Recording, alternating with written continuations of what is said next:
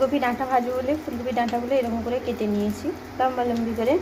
এবার কড়াইতে তেল দিয়েছি, সর্ষের তেল গরম হতে 5 ফোড়ন কাঁচা লঙ্কা দিয়েছি। এবার আমি সবজিগুলো তুলে দেবো।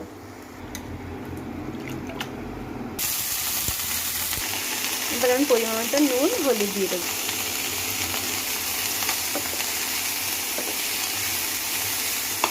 আমি মিশিয়ে নিয়েছি। এবার এখানে জল অ্যাড করবো।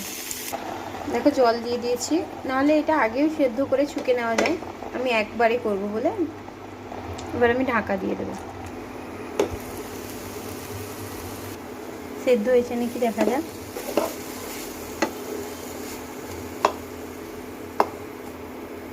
দেখো পুরো সেদ্ধ হয়ে গেছে।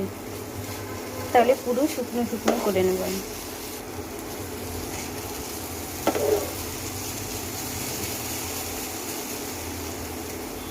পুরো গ্যাস কমানো আছে ইন্ডাকশান আমার। দেখো আমার একদম ভাজা ভাজা হয়ে গেছে। আমি এবার নামিয়ে নেব।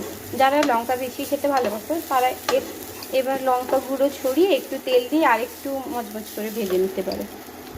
দেখো আমার পুরো ভাজা পারফেক্ট হয়েছে। যারা লঙ্কা একটু বেশি খেতে ভালোবাসো তারা এই টাইমটায় লঙ্কা গুঁড়ো ছড়িয়ে একটু তেল দিয়ে ভালো করে আরও 2-3 মিনিট ভেজে নিতে পারো।